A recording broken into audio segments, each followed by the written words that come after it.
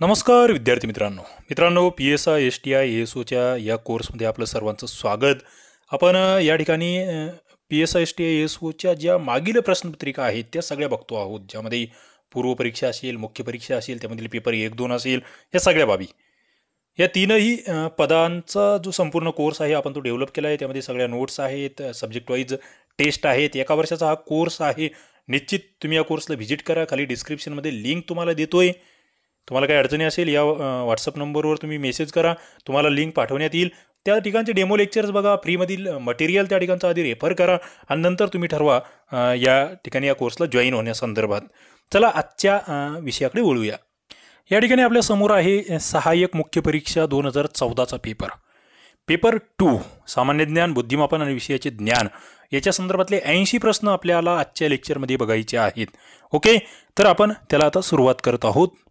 बघा, या ठिकाणी भूगोल असणार आहे, इतिहास असणार आहे आणि मुख्यत्वे पॉलिटी तर आहेच. त्याच्यावर खूप सारे प्रश्न आहेत. पंचायत राज आहे, RTI ॲक्ट आहे, IT ॲक्ट आहे, संगणक आणि माहिती तंत्रज्ञान, या सगळ्या बाबी जे पेपर 2ला स्पेशली ASO परीक्षेला असतात ते प्रश्न 2014चे या ठिकाणी आपण बघतो आहोत. पहिला प्रश्न या ठिकाणी थोडक्यात या प्रश्नपत्रिकेमधील क्षेत्रफळाच्या दृष्टीने महाराष्ट्रातील जे विभाग आहेत ते उतरत्या क्रमाने लावा. सगळ्यात मोठा विभाग ते सगळ्यात लहान विभाग तुम्हाला माहीत असले पाहिजे.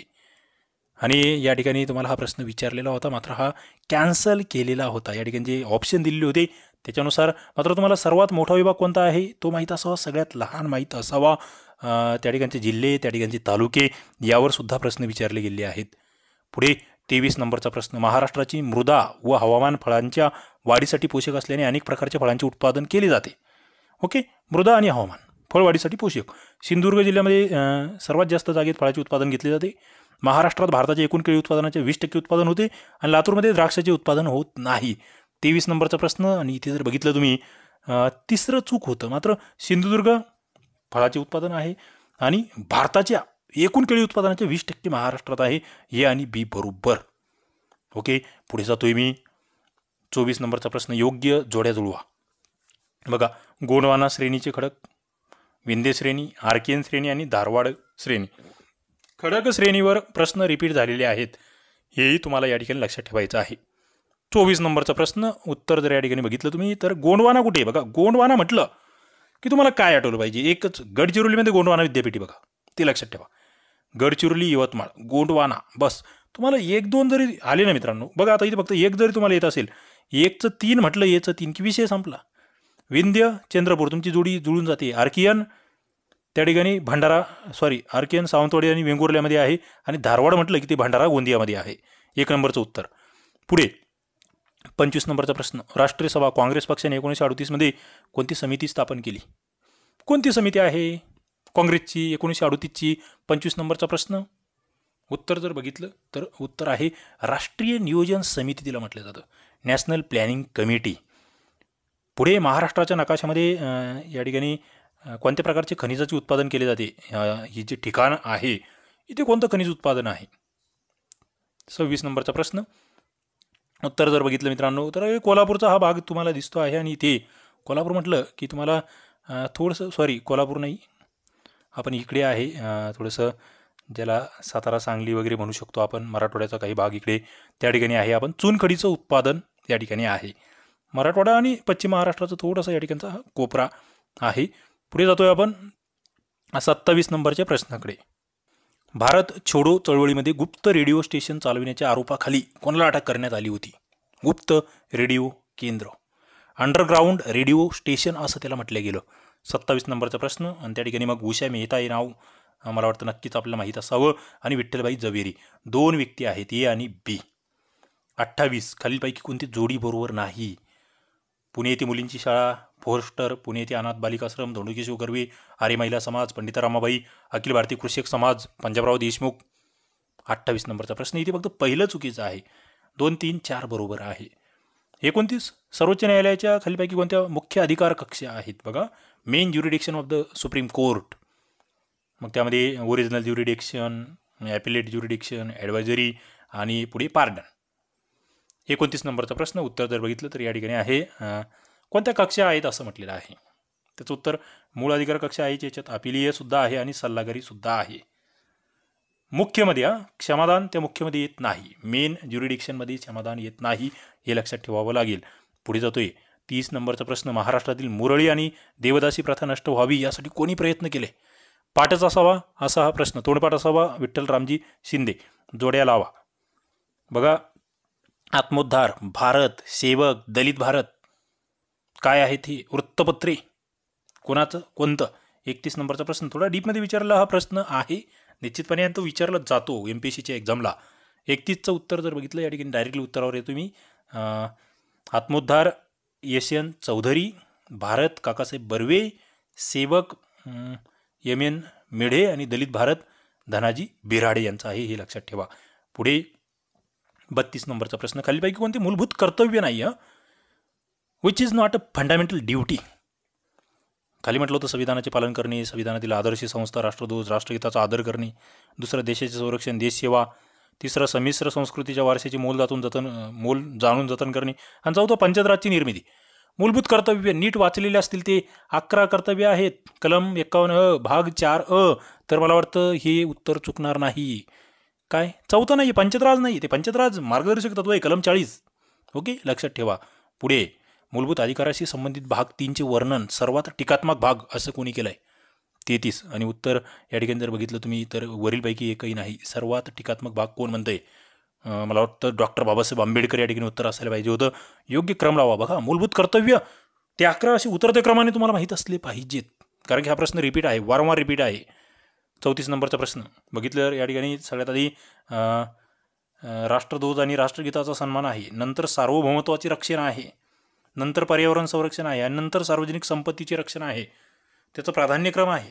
या ठिकाणी दिलेल्यांमधून तो प्राधान्यक्रम आपण निवडला आहे. 34चं 2. पुढे 35. भारतीय संविधानाच्या कोणत्या कलमामध्ये समान नागरी कायदा? कलम 44. 42वी घटनादुरुस्ती उद्देशपत्रिकेमध्ये कोणते शब्द जोडण्यात आले? पाठच असावेत असेही शब्द. 36चं उत्तर काय? बघा, समाजवादी जोडला आहे, दुसरं धर्मनिरपेक्षताही जोडला आणि राष्ट्राची एकता सुद्धा जोडला. सोशलिस्ट, सेक्युलर आणि unity of the nation. Okay, म्हणजे या ठिकाणी ABT 2 नंबरचं उत्तर येते. पुढे 37. जोड्या लावा. राज्यनीतीची निर्देशक तत्वे. बघा, कलम विचारले आहे. गो हत्या प्रतिबंध, ग्रामपंचायतीची स्थापना. मला वाटतं काही तुम्हाला इथे आता समान नागरी कायदा बघा, याच प्रश्नपत्रिकेमध्ये 2दा प्रश्न आला याच्यावर. ग्रामपंचायतीवर सुद्धा आपण बघतोय, आपण वरती उल्लेख केला आहे. गो हत्या प्रतिबंध 48 आणि न्यायपालिकेपासून कार्यपालिका वेगळी जी आहे ती 50. संपला विषय. 37चं उत्तर येतं 4. 38 नंबरचा प्रश्न. भारतीय नागरिकास माहिती अधिकार अधिनियम 2005 खाली शासकीय प्राधिकरणातील अधिकाऱ्यांची वैयक्तिक माहिती दिली जाऊ शकत नाही, हे वाक्य कसं आहे? बघा, शासकीय प्राधिकरणातील अधिकाऱ्यांची वैयक्तिक माहिती दिली जाऊ शकते की नाही? 38 नंबरचा प्रश्न आहे. दिली जाऊ शकत नाही ती, बरोबर आहे. तुम्ही म्हटले त्यांना किती मुलं आहे, किती मुली आहे, काय आहे ते सगळं आम्हाला सांगा वैयक्तिक, काही गरज नाही ते वैयक्तिक सांगण्याची. पुढे भारतीय संविधानाची वैशिष्ट्य व त्यांच्या स्रोतांच्या जोड्या लावा. वैशिष्ट्य कुठून घेतलं? एकेरी नागरिकत्व, मूलभूत हक्क, स्वातंत्र्य, समता, बंधुता, उर्वरित अधिकार. मला काय माहिती आहे? बघा, मला मूलभूत हक्क माहीत आहे, अमेरिकेची राज्यघटना. स्वातंत्र्य, समता, बंधुता माहीत आहे, फ्रान्स राज्यघटना, त्या राज्यक्रांतीतून आले ते. पुढे एकेरी नागरिकत्व मला माहीत आहे, काय ब्रिटिश की कॅनडियन राज्यघटना. तुम्हाला ते लगेच असं क्लिक झालं पाहिजे. बघा, ते आहे ब्रिटिश राज्यघटनेतून आणि उर्वरित मग कॅनडाकडून, हे लक्षात घ्या. 39चं उत्तर या ठिकाणी 2 येत आहे. पुढे जातोय आपण. पुढचा प्रश्न 40 नंबरचा. खालीलपैकी कोणती जोडी चुकीची आहे? मोर्ले मिंटो सुधारणा 1909, पहिल्या महायुद्धाची समाप्ती 1918, बंगालची फाळणी 1915, मॉन्टेग्यू चेम्सफोर्ड सुधारणा 1919. निश्चित थोडंसं 14चा पेपर आहे, प्रश्नाची लेव्हल जिला आपण सोपी म्हणू शकतो अशी आहे. मोर्ले मिंटो बरोबर आहे. मॉन्टेग्यू चेम्सफोर्ड कधीचं आहे मला सांगा? पहिलं महायुद्ध संपलं 18ला, सुरू कधी झालं होतं तेही सांगा. मात्र बंगालची फाळणी चुकलं आहे. 1915 नाही मित्रांनो, 1905ची फाळणी आहे. कधीची? 1905ची. आणि ती फाळणी रद्द कधी झाली, कोणाच्या नेतृत्वाखाली झाली तेही तुम्हाला माहीत असलं पाहिजे. फाळणीला जबाबदार कोण होतं तेही माहीत असावं. मॉन्टेग्यू चेम्सफोर्ड इथेही विचारलं. 4थ्या नंबरला यायचे ते. ओके, पुढे जातोय मी. 41. राज्याशी संबंधित कर टिंबटिंब आहेत. बघा, राज्याशी संबंधित, the tax related to the states. 41 नंबरचा प्रश्न. उत्तर काय आहे? जमीन महसूल यस, मुद्रांक शुल्क यस, उतारावरील कर यस, कॉर्पोरेशन टॅक्स मात्र नाही आहे राज्याशी संबंधित, ते लक्षात घ्या. लँड रेव्हेन्यू आहे, स्टॅम्प ड्युटी आहे, टॅक्सेस ऑन पॅसेंजर्स आहेत. पुढे माहितीचा अधिकार अधिनियम 2005 नुसार माहिती आयोगाला खालीलपैकी कोणत्या दिवाणी न्यायालयाचा अधिकार निहित नसतो म्हटलंय. कोणता दिवाणी न्यायालयाचा कोणता अधिकार नाहीये माहिती आयोगाला? पहिलं, शक्तीवर लेखी आणि तोंडी पुरावा देण्यास भाग पाडणे, लेखी किंवा तोंडी. साक्षीदारांची तपासणी करण्यास समन्स काढणे, कोणत्याही व्यक्तीला सजा सुनावणे, आणि शेवटी वरीलपैकी एकही नाही. 42 नंबरचा प्रश्न, सजा सुनावण्याचा अधिकार नाही हे लक्षात घ्या. सिव्हिल कोडचे राईट्स आहेत, मात्र त्यामध्ये डायरेक्टली शिक्षा नाही सुनावू शकत. पुढे 43 नंबरचा प्रश्न, एखाद्या सार्वजनिक प्राधिकरणाकडे प्राप्त झालेला अर्ज अन्य प्राधिकरणाकडे हस्तांतरित करायचा आहे, किती दिवसाच्या आत करावा लागेल?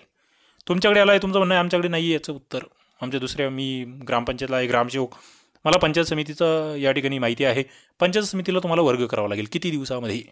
उत्तर आहे 5 दिवसाच्या आत. आणि नंतर मग तिथून पुढे पुन्हा ते 30 दिवस सुरू होतात. पुढे माहिती अधिकार अधिनियम 2005 नुसार खालीलपैकी कोणत्या कारणामुळे जनमाहिती अधिकाऱ्याविरोधात शास्ती लावली जाऊ शकते? दंड. ओके, पेनल्टी म्हणतोय त्याला आपण. असद्भावनेने माहितीची मागणी नाकारली गेली, जाणून बुजून चुकीची अपूर्ण दिशाभूल करणारी माहिती दिली, मागणीचा विषय असलेली माहिती नष्ट केली, destroy information which was the subject of the request, आणि वरील सर्व. 44 नंबरचा प्रश्न, उत्तर आहे वरील सर्व. या सगळ्यांसाठी शास्ती लागू शकते, पेनल्टी लागू शकते. पुढे माहिती अधिकार अधिनियम 2005 नुसार विभाजनीय माहिती ही सूट दिलेल्या माहितीच्या भागातून विभाजन करून देता येते. बघा, काही माहिती तुम्हाला असं काही विशिष्ट भाग त्याचा देता येऊ शकतो का? उत्तर आहे बरोबर, ही विधान बरोबर आहे. पुढे माहिती तंत्रज्ञान कायदा 2000 अन्वये हॅकिंग या गुन्ह्यासाठी शिक्षा काय आहे? इंटरेस्टिंग आहे, पाठच असावी अशी ही शिक्षा. उत्तर आहे कमाल 3 वर्षाचा तुरुंगवास अथवा कमाल 2 लाख रुपये दंड किंवा दोन्ही. पुढे पॉलिसेन्सर्स ही मीडिया लॅब एशियाने विकसित केलेली सुविधा कशाचे परीक्षण करते? पॉलिसेन्सर्स. आणि उत्तर त्याचं आहे पिण्याच्या पाण्याचा दर्जा या ठिकाणी त्याचं परीक्षण करते. पुढे खालीलपैकी कोणती आज्ञावली लोकल होस्ट नेम शोधण्यासाठी उपयुक्त पडते? युटिलिटी कोणती आहे लोकल होस्ट नेम शोधण्यासाठी? 48. आणि त्या ठिकाणी होस्ट नेम नावाची युटिलिटी आहे. पुढे डाटा लिंक लेव्हलवर चुका, ज्याला आपण एरर डिटेन्शन म्हणतो, त्या कोणत्या पद्धतीने ओळखल्या जातात? खाली होतं मग बीट स्टपिंग, सायक्लिक रेफरंडरी code, redundancy code, hamming code आणि इक्वलायझेशन. डाटा लिंक लेव्हलवरील चुका ओळखायच्या आहेत आणि उत्तर त्याचं आहे सायक्लिक रिडंडन्सी कोड. ओके, 50 नंबरचा प्रश्न, कलम म्हणजे क्लास सी नेटवर्कचा सबनेट मास्क मूलतः खालीलपैकी कोणता असतो? बघा, 50 नंबरचा प्रश्न आहे आणि त्याचं उत्तर आहे या ठिकाणी 255.255.255.0. ओके, पुढे जातोय आपण. टिंबटिंब हे इंटरनेट किंवा इतर इलेक्ट्रिक पद्धतीने एखाद्या व्यक्तीवर किंवा समूहावर किंवा संस्थेवर खोटी आरोप, बदनामी, निंदा, बेअब्रू करण्यासाठी वापरले जाते. आणि त्याचं उत्तर आहे सायबर स्टॉकिंग असं त्याला म्हटलं जातं. ती कन्सेप्ट लक्षात घ्या. खालीलपैकी टिंबटिंब हे उपकरण डिव्हाइस एका लॅनमधून दुसऱ्या लॅनमध्ये फ्रेम्स प्रक्षेपित करण्यासाठी वापरतात. कशातून होतं हे फ्रेम? लॅन, 2 लॅनमध्ये वापरले जाते. 52 नंबरचा प्रश्न आणि त्याचं उत्तर आहे ब्रिज म्हणतात त्याला, ब्रिज. पुढे संगणक परिभाषेमध्ये HTML हा प्रश्न खूप वेळा रिपीट झाला आहे. हायपर टेक्स्ट मार्कअप लँग्वेज माहीतच असलं पाहिजे, पाठ असलं पाहिजे. पुढे नेटवर्कशी जोडला गेला संगणक, त्याच्याकडे असलेली जी पॅकेट्स आहेत, जर सगळ्यात लहान आउटपुट रांगेमध्ये वर्गीकृत करत असेल तर अशावेळी तो कोणता राउटिंग अल्गोरिदम वापरत असेल? बघा, पॅकेट्स हे सगळ्यात लहान रांगेमध्ये त्या ठिकाणी आउटपुट रांगेमध्ये वर्गीकृत करत आहे, तर कोणतं त्या ठिकाणी अल्गोरिदम आहे, रूटिंग प्रणाली आहे, ती तुम्हाला लक्षात घ्यायची. आणि उत्तर त्याचं आहे हॉट पोटॅटो रूटिंग सिस्टीम किंवा राउटिंग असं आपण त्याला म्हणतो. पुढे टिंबटिंब हा XML दस्तऐवज आदानप्रदान करणारा प्रोटोकॉल आहे, जो HTTPचा वापर करेलच असं नाही. 55 नंबरचा प्रश्न आणि त्याचं उत्तर येतं सोप हा तो प्रोटोकॉल आहे, सोप म्हणतोय आपण त्याला. पुढे त्याच्यामध्ये मग इतर ऑप्शनही होती, RPC, WSDL, UDDI. किमान टिंबटिंब पाठिंब्याने राज्यसभेने ठराव संमत केल्यास संसद राष्ट्रहिताच्या दृष्टीने राज्यसूचीमधील विषयासंबंधी कायदे करू शकते. बघा, राज्यसभेने संसद त्या ठिकाणी ठराव संमत केला पाहिजे, मात्र किती बहुमताने किंवा कितीच्या पाठिंब्याने? आणि त्याचं उत्तर येतं आहे हजर असणाऱ्या आणि मतदान करणाऱ्या व्यक्तीच्या 2/3 सदस्यांचे, म्हणजे खूप मोठं बहुमत, विशेष बहुमत ज्याला आपण म्हणतोय ते लागतं. पुढे 57 खालील विधाने विचारात घ्या. कायद्याने अधिकार दिल्याशिवाय कोणत्याही कराची आकारणी केली जाणार नाही. कर वसुली कार्यकारी कृतीद्वारे अथवा सभागृहाने केलेल्या ठरावानुसार लादली जाऊ शकते. 57 नंबरचा प्रश्न आणि या ठिकाणी फक्त पहिलं बरोबर आहे. कायद्याने अधिकार दिला पाहिजे. इथे हा ठराव वगैरे त्याच्यातून लादली जाऊ शकत नाही. पुढे 58. इंटोसाई ही एक आंतरराष्ट्रीय संघटना आहे. भारतातील कोण या संघटनेशी संबंधित आहे? बघा, इंटोसाई. 58 नंबरचा प्रश्न आणि उत्तर आहे भारताचे नियंत्रक व महालेखा परीक्षक कॅगच्या संदर्भातली ही संस्था आहे. पुढे 2 व अधिक गावासाठी असणाऱ्या ग्रामपंचायतीला गट ग्रामपंचायत म्हणतात. त्यासाठी प्रत्येक गावाची किती लोकसंख्या असावी लागते? ओके, 59 नंबरचा प्रश्न. ती 600 पेक्षा कमी असेल तरच ती गट ग्रामपंचायत स्थापन होते 2 गावांसाठी. पुढे अल्पकालीन चर्चा उपस्थित करण्यासाठी सदस्याला टिंबटिंब यांना नोटीस द्यावी लागते. 60 नंबरचा प्रश्न आणि उत्तर आहे सेक्रेटरी जनरल यांना ती नोटीस द्यावी लागते. पुढे पक्षांतराच्या कारणावरून अपात्र या संदर्भात चुकीचे विधान ओळखा. बघा, जर त्याने अशा राजकीय पक्षाचे आपले सदस्यत्व स्वेच्छेने सोडून दिले, तो ज्या राजकीय पक्षाचा आहे त्या राजकीय पक्षातून देण्यात आलेल्या निर्देशाविरुद्ध जाऊन सभागृहात मतदान केले किंवा करण्याचे वर्जिले असेल, निवडणुकीनंतर अन्य राजकीय पक्षामध्ये सामील झाला असेल, एखाद्या सदस्याचा मूळ राजकीय पक्ष अन्य एखाद्या राजकीय पक्षामध्ये विलीन झाला आणि त्याने असा दावा केला की त्याचे विलिनीकरण स्वीकारले नाही, तर अपात्र केव्हा होऊ शकतात त्या संदर्भात चुकीचं विधान 61 नंबरचं, आणि ते आहे 4थं विधान चुकीचं आहे. निवडणूक झाली, अन्य राजकीय पक्षात सामील झाला, अपात्र होणार. मतदान दुसऱ्यांच्याच बाजूने केलंय, अपात्र होणार. आणि स्वतःच राजकीय पक्षाचं सदस्यत्व सोडून दिलं तरीही तो त्या ठिकाणी अपात्र होणार आहे. पुढे 1962 मधील निवडणुकींच्या वेळी महाराष्ट्र विधानसभेमध्ये टिंबटिंब जागा होत्या. बघा, 62चा प्रश्न आहे हा, म्हणजे तेव्हाच्या संदर्भातला 62 नंबरचा प्रश्न, आणि त्याचं उत्तर आहे 264 जागा होते. सध्या किती आहेत तुम्हाला नक्कीच माहीत असाव्या, 288. द्विवार्षिक मुंबई राज्याची निर्मिती कधी आहे? 63. पाठच असावं. 1 नोव्हेंबर 1956, एकदा 1 डिसेंबर असं दिलं आहे. आपण याच्या आधीची प्रश्नपत्रिका पाहिली, त्याच्यामध्ये भारत सरकारचे कामकाज अधिक सोयीस्करित्या चालावी म्हणून राष्ट्रपतींना टिंबटिंब करण्याचा अधिकार आहे. 64. आणि त्याचं उत्तर आहे नियम करण्याचा, रूल्स करू शकतात राष्ट्रपती. महाराष्ट्र राज्य तंत्रशिक्षण संचालनालय कुठे आहे? Directorate of technical education, Maharashtra state. उत्तर त्याचं आहे मुंबईला आहे. ते पुणे काही जण चुकू शकतात. केंद्र राज्य संबंध जे आहे, प्रशासकीय संबंध, याबाबत विधाने विचारात घ्या. पहिलं, राष्ट्रपतीला कार्यकारी अधिकाराची व्याप्तीत येईल अशा कोणत्याही बाबीसंबंधी कार्य राज्य शासनाच्या संमतीविना त्या शासनाकडे किंवा त्याच्या अधिकाऱ्यांकडे सशर्त अथवा बिनशर्त सोपविता येतील. दुसरे, एखाद्या राज्यपालाला राज्याच्या कार्यकारी अधिकाराच्या व्याप्तीत येत असेल अशा कोणत्याही बाबीसंबंधीची कार्य भारत सरकारच्या संमतीने त्या सरकारकडे किंवा त्याच्या अधिकाऱ्याकडे सशर्त किंवा बिनशर्त सोपविता येतील. 66 नंबरचा प्रश्न या ठिकाणी तुम्ही बघतायत, आणि याचं उत्तर जर बघितलं तर ते मित्रांनो पहिलं विधान चुकीचं आहे, दुसरं बरोबर आहे. राज्यपाल त्या ठिकाणी करू शकतात त्या गोष्टी. ओके, पुढचा मुद्दा आहे मद्यार्क किंवा अफूचा वापर करून औषधी, आणि हा वरचा प्रश्न रिपीट होता, औषधी आणि स्वच्छतागृहाशी संबंधित उत्पादने बनवणारी कंपनी त्या उत्पादनावरील उत्पादन शुल्क टिंबटिंब शासनाकडे भरते. बघा, मद्यार्क, अफूचा वापर, स्वच्छतागृहाशी संबंधित उत्पादन शुल्क जे आहे ते कोणाकडे भरणार आहे? ओके, एक्साईज ड्युटी आपण ज्याला म्हणतोय, कोणाला आहे ते पॉवर? थोडक्यात 67 नंबरचा प्रश्न, आणि उत्तर आहे केंद्र सरकारकडे. पुढे 68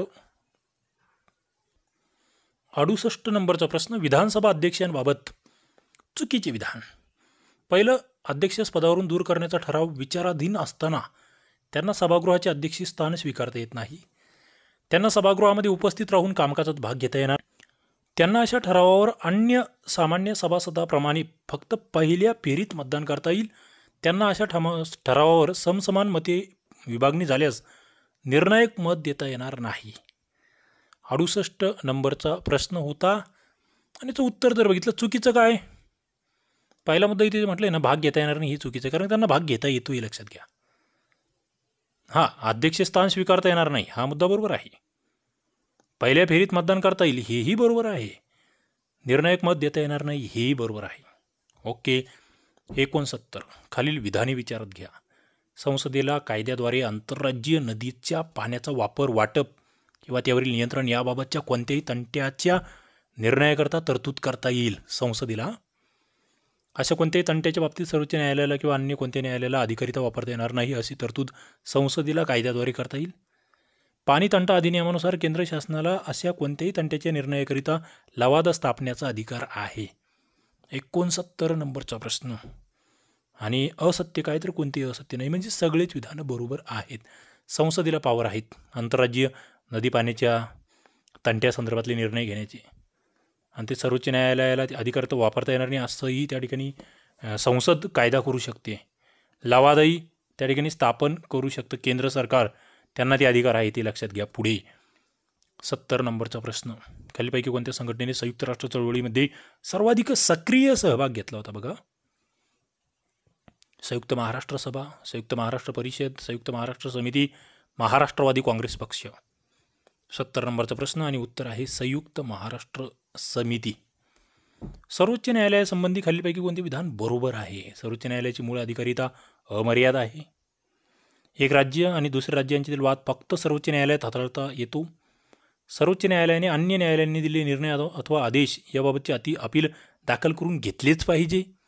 सर्वोच्च न्यायालयाचा निर्णय सर्वोच्च न्यायालयासह सर्व न्यायालयावर बंधनकारक असतो. कोणते विधान बरोबर आहे? 71 नंबरचा प्रश्न.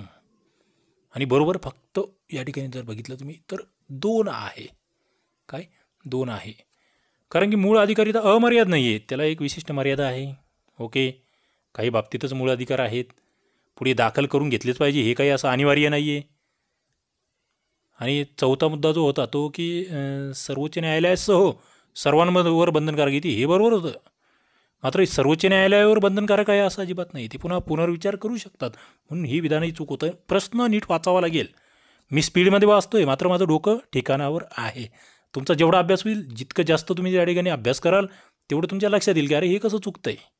याला जास्तीत जास्त वाचन करावं लागेल, जास्तीत जास्त प्रश्न सोडवावे लागतील, MCQs सोडवावे लागतील.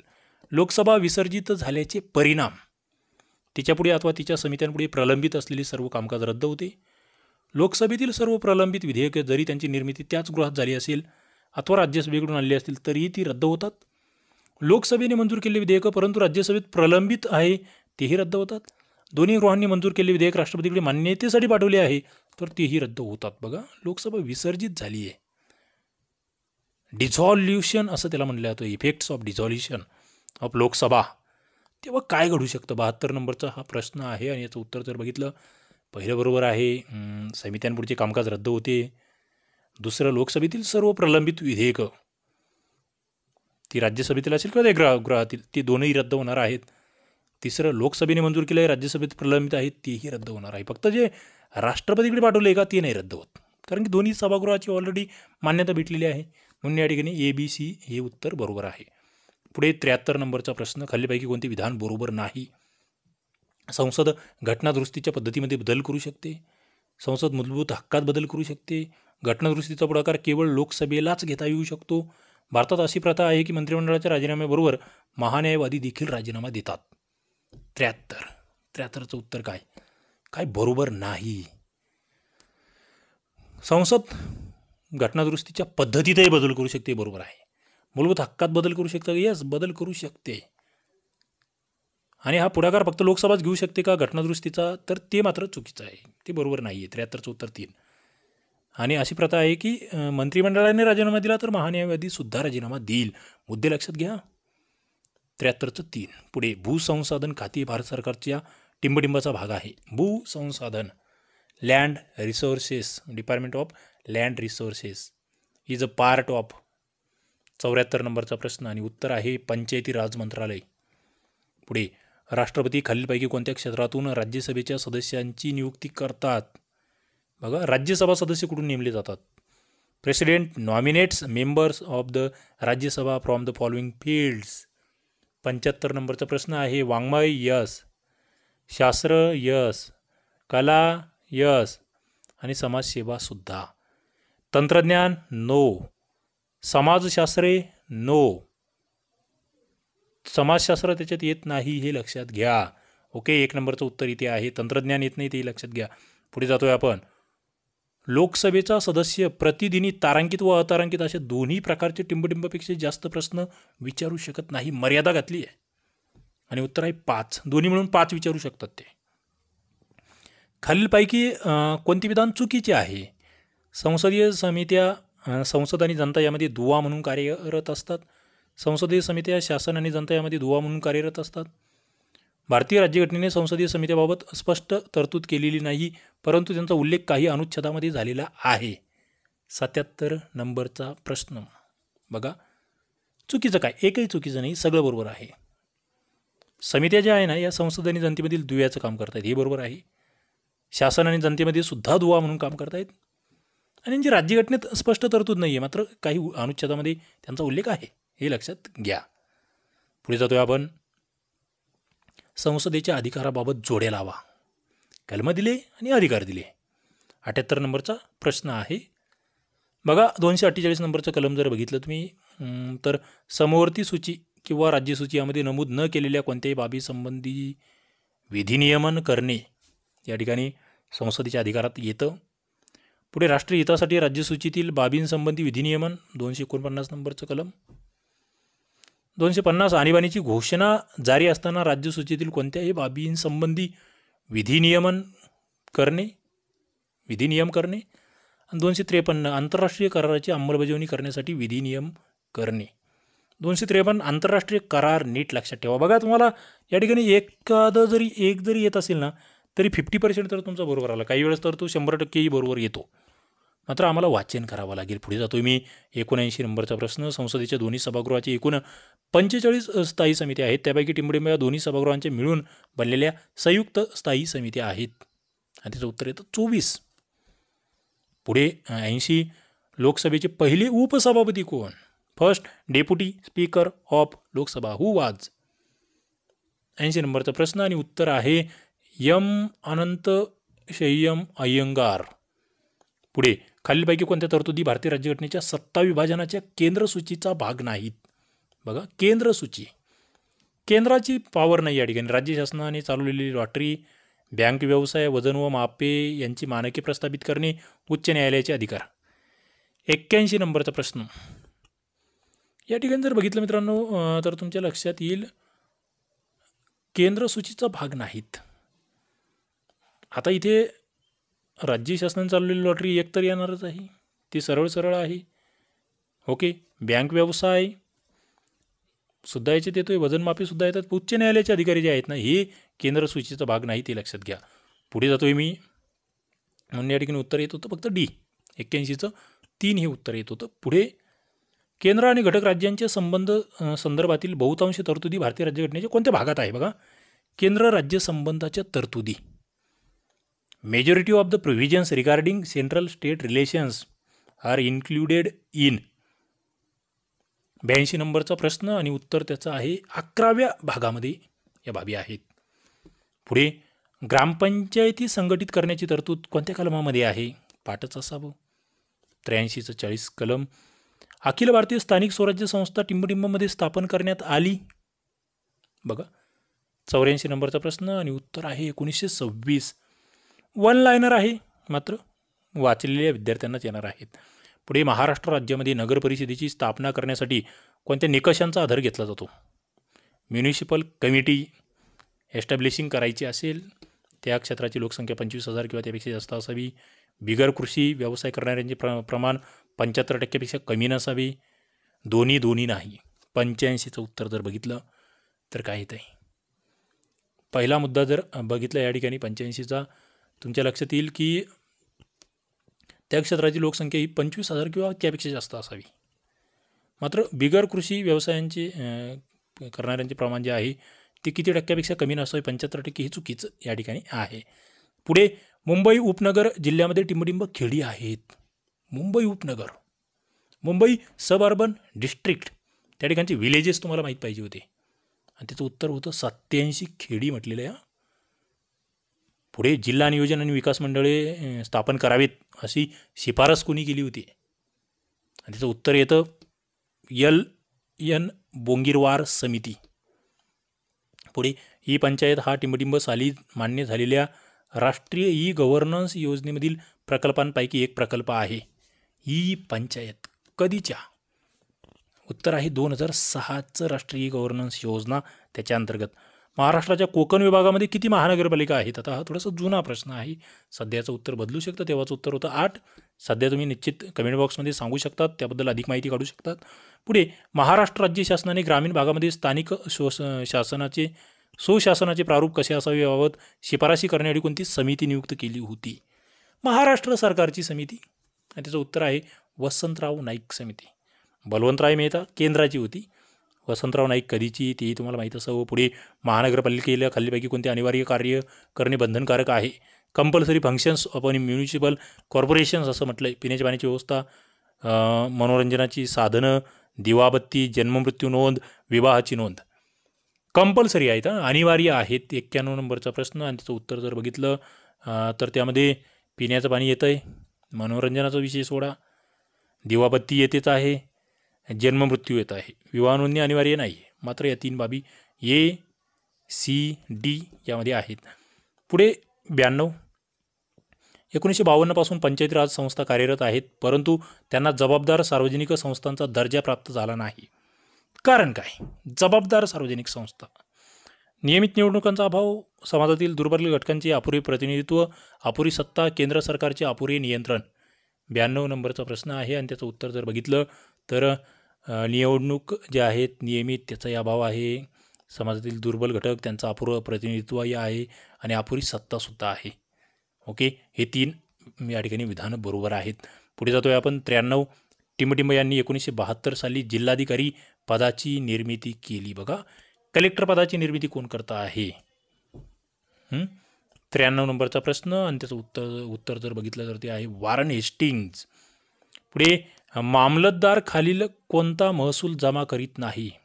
मामलतदार म्हटलं गेलं आहे आणि खाली मग विविध ऑप्शन होते.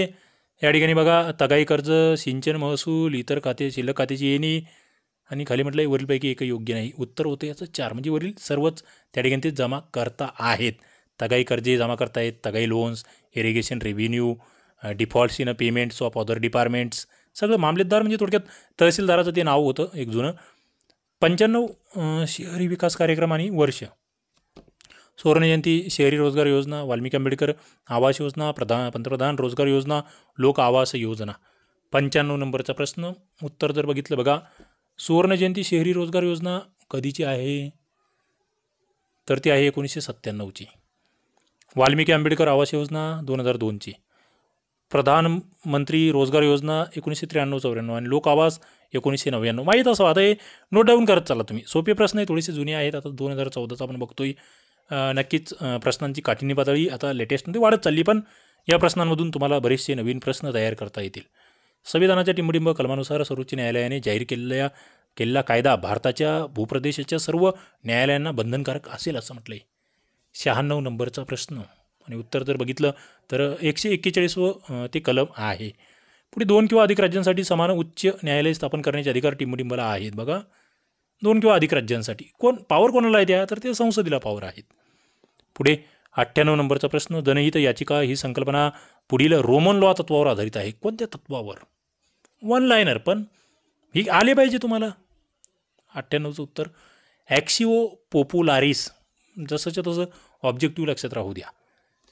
भारताच्या सर्वोच्च न्यायालयाला अधिकार क्षेत्रातिक्रमण या आधारावर संसदीय कायदा रद्द करता येतो हे वाक्य कसे आहे? बघा, सर्वोच्च न्यायालय अधिकार क्षेत्र अतिक्रमण झालेलं आहे असं ते म्हणू शकतात.